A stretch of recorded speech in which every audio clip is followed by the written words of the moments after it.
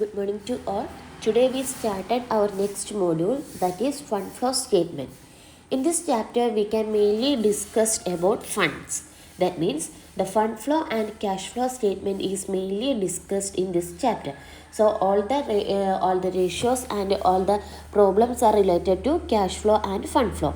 So first we move on the first fund. What is fund? In fund, the term fund generally means the amount of money which the individual or organization require to run their business. The term fund can be used in different three ways. That means fund എന്ന് പറഞ്ഞിട്ടുണ്ടെങ്കിൽ എന്താണ്? Fund നമ്മൾ fund എന്നുള്ളൊരു ഇതുകൊണ്ട് നമ്മൾ ഉദ്ദേശിക്കുന്നത് എന്താണെന്ന് വിചാരിച്ചിട്ടുണ്ടെങ്കിൽ, നമ്മളൊരു ഓർഗനൈസേഷനെ സംബന്ധിച്ച് ഒരു ഫണ്ട് എന്ന് ഉദ്ദേശിച്ചിട്ടുണ്ടെങ്കിൽ നമ്മുടെ ബിസിനസ് ഓർഗനൈസേഷൻ റൺ ചെയ്തു കൊണ്ടുപോകുന്നതിനായിട്ട് ആവശ്യമായിട്ടുള്ള മണീനെയാണ് നമ്മൾ ഫണ്ട് എന്ന് പറയുന്നത്. The fund generally means the amount of money which the individual or organisation require to run their business. അതായത് ഒരു ഇൻഡിവിജ്വലിനോ ഓർഗനൈസേഷനോ ആയിക്കോട്ടെ, അവരുടെ ബിസിനസ് റൺ ചെയ്ത് കൊണ്ടുപോകാനായിട്ട് ആവശ്യമായിട്ടുള്ള മണീനെയാണ് നമ്മൾ കോമൺലി ഫണ്ട് എന്ന് പറയുന്നത്. സോ ഫണ്ട് സിംപ്ലി മീൻസ് എന്താണ്? മണി ആണ്. Fund simply means money.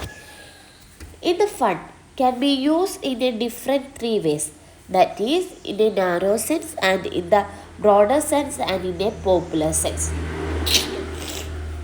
So the fund can be classified into three types. The first one is the narrow size. The narrow size means it means cash or money. അപ്പോൾ ഫണ്ടിനെ നമ്മൾ mainly three types ആയിട്ടാണ് categorise ചെയ്തിരിക്കുന്നത്. അത് narrow സെൻസിലുണ്ട്, broader സെൻസിലുണ്ട്, അതേപോലെ തന്നെ popular സെൻസിലുണ്ട്. Narrow sense എന്ന് പറഞ്ഞാൽ എന്താണ്? നമ്മൾ ഒരു ഫണ്ട് എന്നുള്ളത് കൊണ്ട് ഉദ്ദേശിക്കുന്നത് എന്താണ്? Money or cash. അതിനെയാണ് നമ്മൾ ഫണ്ട് എന്നുള്ളൊരു ടേം കൊണ്ട് ഉദ്ദേശിക്കുന്നത്. ഇപ്പോൾ നിങ്ങൾ ചിലപ്പോൾ നിങ്ങളുടെ ഇടയിൽ പറയില്ലേ, കുറച്ച് ഫണ്ട് വേണമായിരുന്നു, ഫണ്ടില്ല എന്നൊക്കെ പറഞ്ഞത്. ദാറ്റ് മീൻസ് എന്താണ്? ക്യാഷ് ഇല്ല അല്ലെങ്കിൽ മണി ഇല്ല എന്നാണ് നാരോ സെൻസിൽ ഈ ഫണ്ട് എന്നുള്ള ടേം കൊണ്ട് മീൻ ചെയ്യുന്നത്. Next we move on the broader sense.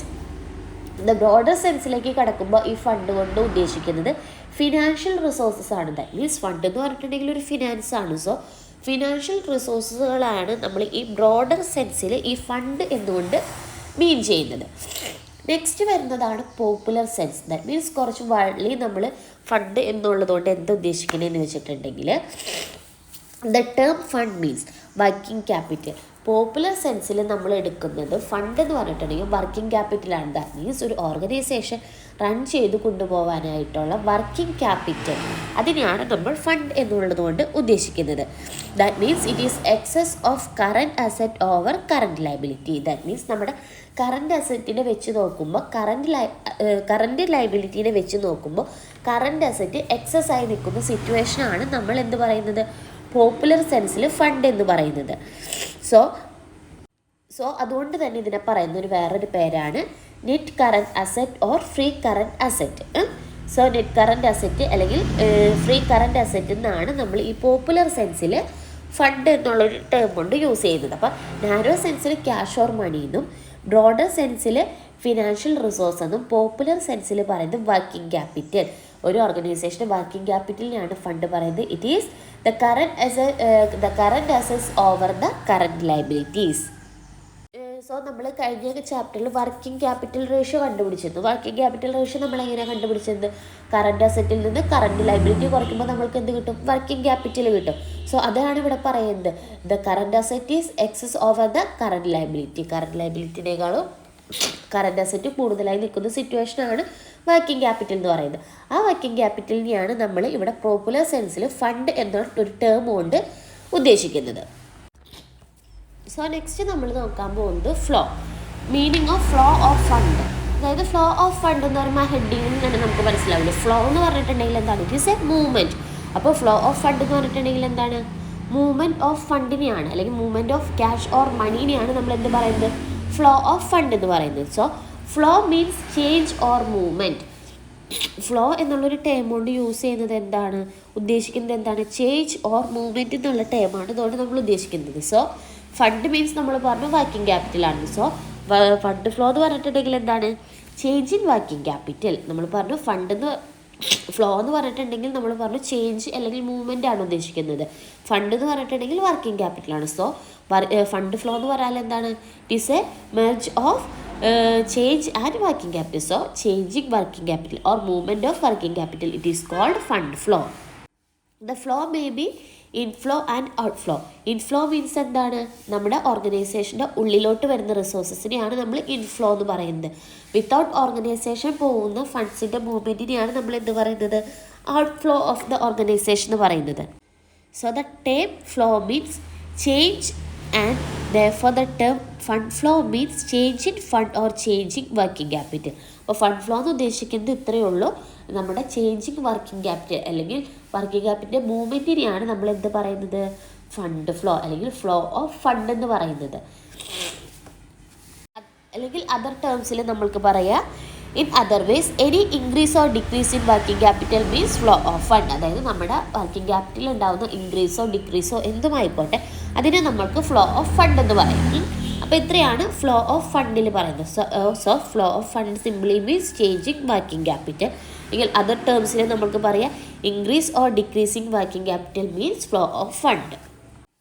So next we move on the topic objective or purpose of fund flow statement. അതായത് നമ്മളൊരു ഫണ്ട് ഫ്ലോ സ്റ്റേറ്റ്മെൻറ്റ് പ്രിപ്പയർ ചെയ്യുന്നതിൻ്റെ ഒബ്ജക്റ്റീവ്സ് അല്ലെങ്കിൽ പർപ്പസ് എന്താണെന്നാണ് next നമ്മൾ നോക്കാൻ പോകുന്നത്. The first objective or purpose of fund flow statement is to serve a technique of managing working capital. That means നമ്മുടെ working ക്യാപിറ്റലിനെ മാനേജ് ചെയ്യുന്നത് എങ്ങനെയാണ് അല്ലെങ്കിൽ അതിൻ്റെ ടെക്നിക്സ് എന്താണെന്നൊക്കെ നോക്കുന്നതിന് വേണ്ടിയിട്ടാണ് നമ്മൾ മെയിൻലി ഫസ്റ്റ് തന്നെ ഈ ഫണ്ട് ഫ്ലോ സ്റ്റേറ്റ്മെൻറ്റ് യൂസ് ചെയ്ത് to serve as a technique of managing working capital. That means നമ്മുടെ വർക്കിംഗ് ക്യാപിറ്റലിനെ മാനേജ് ചെയ്യുന്ന ഒരു ടെക്നിക്കായിട്ടാണ് നമ്മൾ എന്ത് ചെയ്യുന്നത്? ഫണ്ട് ഫ്ലോ സ്റ്റേറ്റ്മെൻറ്റ് കൺസിഡർ ചെയ്യുന്നത്. The second point to know the changes in working capital and their causes.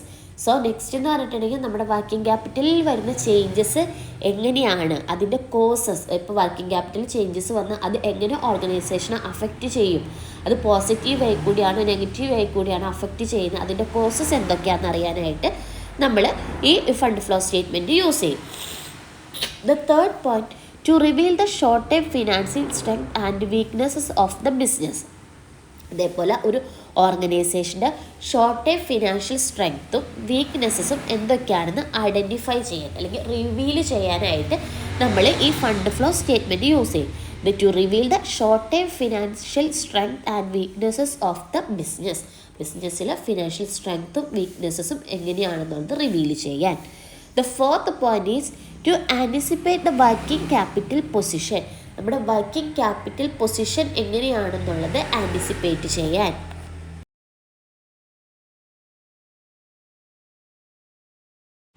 That means നമ്മുടെ വർക്കിംഗ് ക്യാപിറ്റൽ പൊസിഷൻ എങ്ങനെയാണെന്ന് മുന്നേ അറിയാമെന്നൊക്കെ പറയില്ലേ. അപ്പോൾ ആൻറ്റിസിപ്പേറ്റ് ചെയ്യാന്ന് പറഞ്ഞാൽ മുൻകൂട്ടി അറിയാമെന്നൊക്കെ ഉള്ള രീതിയാണ് മീൻ ചെയ്യുന്നത്.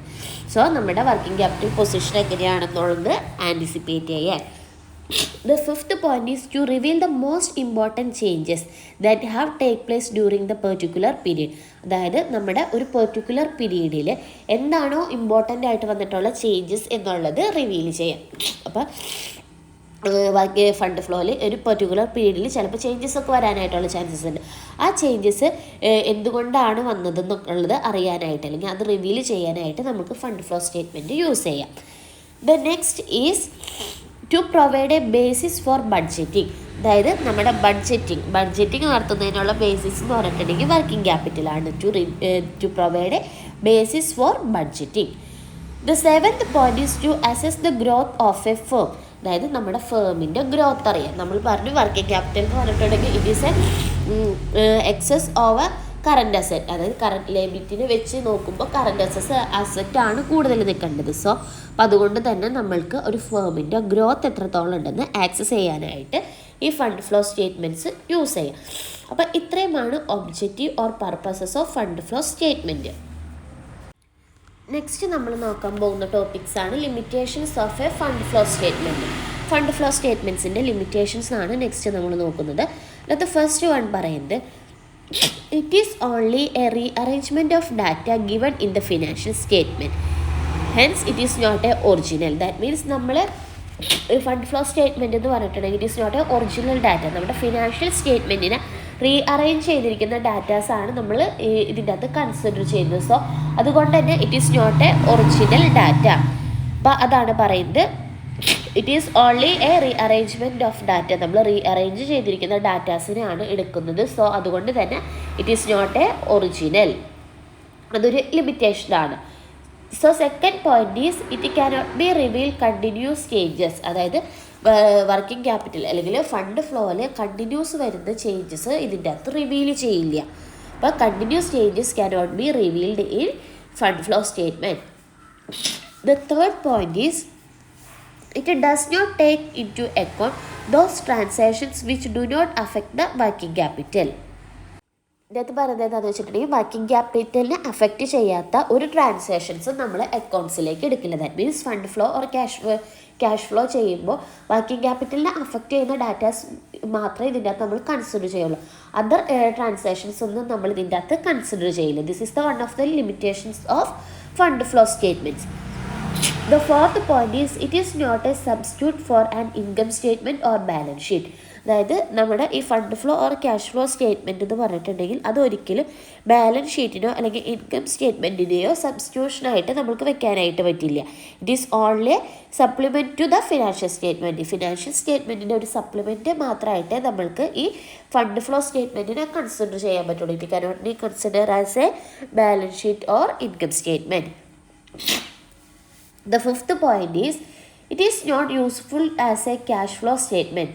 അതായത് നമ്മുടെ ഈ fund flow statement cash flow സ്റ്റേറ്റ്മെൻറ്റിൽ അത്രയ്ക്ക് യൂസ്ഫുൾ അല്ല. It is not as useful as cash flow statement. Cash flow സ്റ്റേറ്റ്മെൻറ്റിൽ അത്രയ്ക്ക് അങ്ങനെ സഫീഷ്യൻ്റ് അല്ല എന്ന് പറയാം.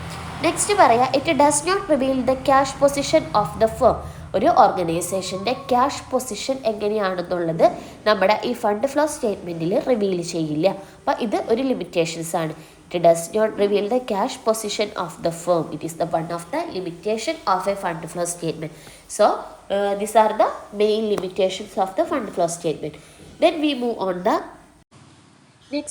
on the importance of fund flow statement. So importance of fund flow statement is the fund flow statement is an important technique of financial analysis. It is supply the information which is not available in financial statement. It is useful to shareholders, management, creditors, bankers, etc. So fund flow statement എന്ന് പറഞ്ഞിട്ടുണ്ടെങ്കിൽ നമ്മുടെ financial അനാലിസിസിൽ important ആയിട്ടുള്ള ഒരു ടെക്നിക്കാണ് fund flow statement എന്ന് പറഞ്ഞിട്ടുണ്ടെങ്കിൽ. ഈ fund flow സ്റ്റേറ്റ്മെൻറ്റിൽ it supply the information which is not available in financial statement.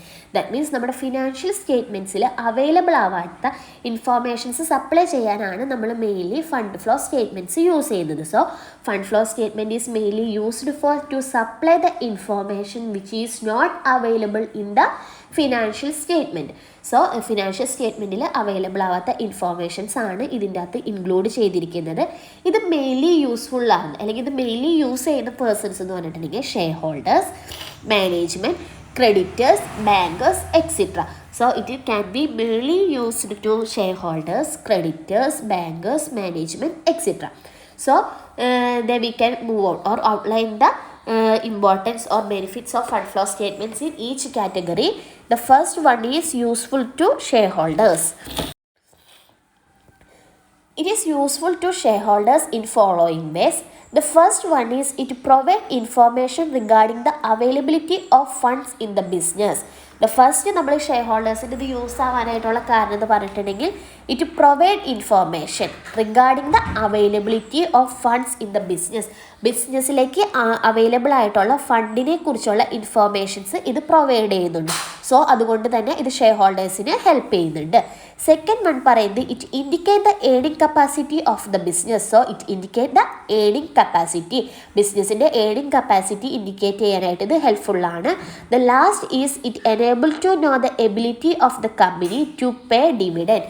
ഒരു കമ്പനിക്ക് ഡിവിഡൻഡ് പേ ചെയ്യാനായിട്ടുള്ള എബിലിറ്റി എത്രത്തോളം ഉണ്ടെന്ന് കണ്ടുപിടിക്കാനായിട്ട് നമ്മൾക്ക് ഈ ഫണ്ട് ഫ്ലോ സ്റ്റേറ്റ്മെൻറ്റ് ഹെൽപ്പ് ചെയ്യുന്നുണ്ട്. സോ യൂസ്ഫുൾ ടു ഷെയർ ഹോൾഡേഴ്സിൽ പറഞ്ഞ് to provide information regarding the availability of fund. The second is it indicating the earning capacity of the business, and the last one is to enable to know the ability of company to pay the dividend. The second point is it useful to long term creditors and debenture holders. So second one പറയുന്നത് long term creditorsനും debentures holdersനും ഇതെങ്ങനെയാണ് help ആവുന്നതെന്ന് പറയുന്നത്. The first point is it is useful to long term creditors and debentures in the following way. The first one is it helps to understand whether the company can pay interest. കമ്പനിക്ക് interest pay ചെയ്യാനായിട്ടുള്ള കഴിവുണ്ടോ, അല്ലെങ്കിൽ it helps to understand whether the company can pay the interest, company interest pay ചെയ്യുന്നുണ്ടോ എന്ന് അറിയാനായിട്ട്. Second is it enable to judge the capacity of company to repay the loan and debentures. അതായത് കമ്പനിക്ക് long time ലോൺസും ഡിബഞ്ചേഴ്സും പേ ചെയ്യാനായിട്ടുള്ള capacity ഉണ്ടോയെന്ന് judge ചെയ്യാനായിട്ട് നമ്മൾക്ക് ഈ ഫണ്ട് ഫ്ലോ സ്റ്റേറ്റ്മെൻറ്റ്സ് യൂസ് ചെയ്യാം. സോ സിംപിളി പറഞ്ഞിട്ടുണ്ടെങ്കിൽ it helps in assessing the solvency of the business. So നമ്മൾക്ക് ബിസിനസ്സിൻ്റെ സോൾവൻസി ഐഡൻറ്റിഫൈ ചെയ്യാം. ദാറ്റ് മീൻസ് സോൾവൻസി എന്ന് പറഞ്ഞിട്ടുണ്ടെങ്കിൽ എന്താണ്? ഡെപ്റ്റ് പേയിങ് എബിലിറ്റി. ഒരു ഫേമിൻ്റെ ഡെപ്റ്റ് പേയിങ് എബിലിറ്റിനെയാണ് നമ്മൾ സോൾവൻസി എന്ന് പറയുന്നത്. So it helps to assessing the solvency of the business. അപ്പം ഇതാണ് ലോങ് ടേം ക്രെഡിറ്റേഴ്സിന് അതേപോലെ തന്നെ ഡിബഞ്ചേഴ്സിനുള്ള യൂസ്ഫുൾനെസ് അല്ലെങ്കിൽ ഹെൽപ്പുകൾ. നെക്സ്റ്റ് നമ്മൾ നോക്കാൻ പോകുന്നതാണ് useful to short term creditors and banks and financial institutions. Next നമ്മൾ പറയുന്നത് നമ്മുടെ ഷോർട്ട് ടേം ക്രെഡിറ്റേഴ്സിന് അല്ലെങ്കിൽ ബാങ്ക്സിന് അല്ലെങ്കിൽ ഫിനാൻഷ്യൽ ഇൻസ്റ്റിറ്റ്യൂഷന് ഇതെങ്ങനെ ഹെൽപ്ഫുൾ ആവുന്നതെന്നാണ് നെക്സ്റ്റ് നോക്കുന്നത്. It is useful to short term creditors, bankers and financial institutions in the following way. The first one is it helps to know whether the money borrowed is utilized or not. നമ്മൾ ഓർഗനൈസേഷനിൽ നിന്ന്, അതായത് ക്രെഡിറ്റേഴ്സിൻ്റെ കയ്യിൽ നിന്ന്, ബാങ്കേഴ്സിൻ്റെ കയ്യിൽ നിന്ന് അല്ലെങ്കിൽ financial ഇൻസ്റ്റിറ്റ്യൂഷൻ്റെ കയ്യിൽ നിന്ന് മണി ബോറോ ചെയ്തിട്ടുണ്ടായിരിക്കും for the purpose of business development. Business ഡെവലപ്മെൻറ്റിന് വേണ്ടിയിട്ട് നമ്മൾ മണി ബോറോ ചെയ്തിട്ടുണ്ടായിരിക്കും.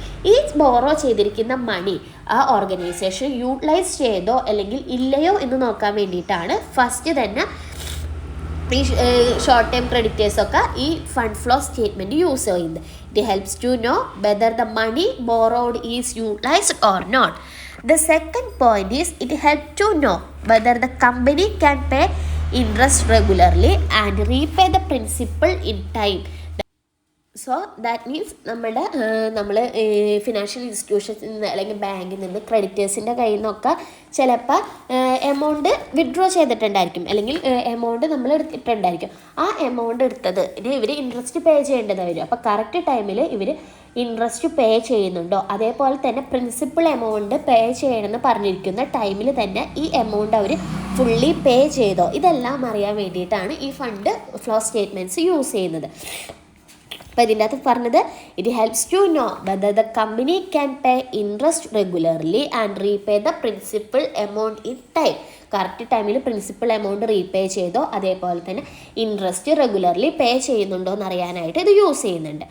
അപ്പോൾ ഇൻ ഷോർട്ടിൽ പറഞ്ഞിട്ടുണ്ടെങ്കിൽ it enable to assess the risk involve in granting credit to the business enterprises. That means ഈ ക്രെഡിറ്റേഴ്സ്, ബാങ്ക്സ്, ഫിനാൻഷ്യൽ ഇൻസ്റ്റിറ്റ്യൂഷൻ എന്ന് പറഞ്ഞിട്ടുണ്ടെങ്കിൽ ഇവരെല്ലാം നമ്മുടെ ഓർഗനൈസേഷന് വേണ്ടിയിട്ട് ഫിനാൻഷ്യൽ അസിസ്റ്റൻസ് പ്രൊവൈഡ് ചെയ്യുന്നവരാണ്. സോ ഇങ്ങനെ ഫിനാൻഷ്യൽ അസിസ്റ്റൻസ് പ്രൊവൈഡ് ചെയ്യുമ്പോൾ അവർക്ക് അത് റീപേ ചെയ്യാനായിട്ടുള്ള എബിലിറ്റി ഉണ്ടോയെന്ന് നോക്കണം. അങ്ങനത്തെ എബിലിറ്റി ഉണ്ടോയെന്ന് അറിയാൻ വേണ്ടിയിട്ടാണ് മെയിൻലി ഈ ബാങ്കുകാരും ഫിനാൻഷ്യൽ ഇൻസ്റ്റിറ്റ്യൂഷൻസും ക്രെഡിറ്റേഴ്സ് എല്ലാം ഇത് ചെക്ക് ചെയ്യുന്നത്. That means fund flow statement നോക്കുന്നത്.